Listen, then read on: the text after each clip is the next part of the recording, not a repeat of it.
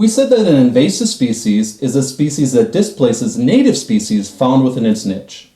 This is a reflection of the competition exclusion principle, which states that if two species share a niche, one will eventually outcompete and displace the other.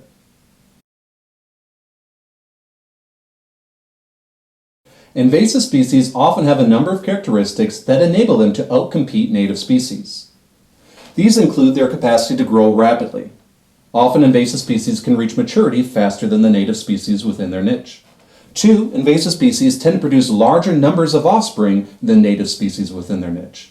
This enables them to reproduce at a faster rate than those native species.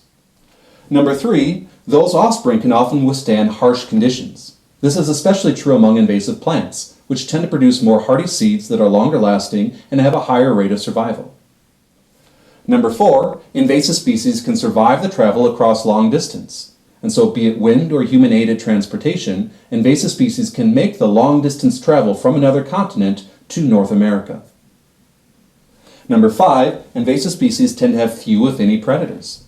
This prevents their populations from being kept in check, as compared to native species, which still have predators and have their populations that are more controlled. Number 6, invasive species tend to come from climates with similar conditions. For invasive species within North America, this means that those species tend to come from Europe or Asia, which tend to have a very similar continental climate. Number 7, invasive species tend to have multiple reproductive strategies.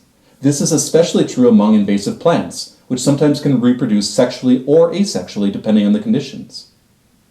And number 8, invasive species tend to lack any kind of specific needs.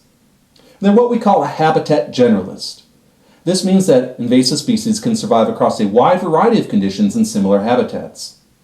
This is the opposite of a habitat specialist, which depend on specific conditions within a habitat for their survival. For example, there are hummingbirds that evolved to have beaks that are the same size and shape as the flowers they pollinate. The hummingbird and the flowers they pollinate depend on each other to survive, and if one is absent, the other will be absent as well. Habitat specialists tend to be at greatest risk for extinction when an invasive species is introduced into a habitat.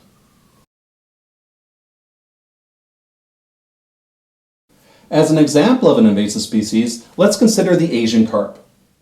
Asian carp are actually a number of different kinds of carp species from Asia, but they share a number of similar characteristics that help them to have become invasive in North America. First, Asian carp eat plankton, which are widespread throughout freshwater ecosystems as the base of those food chains.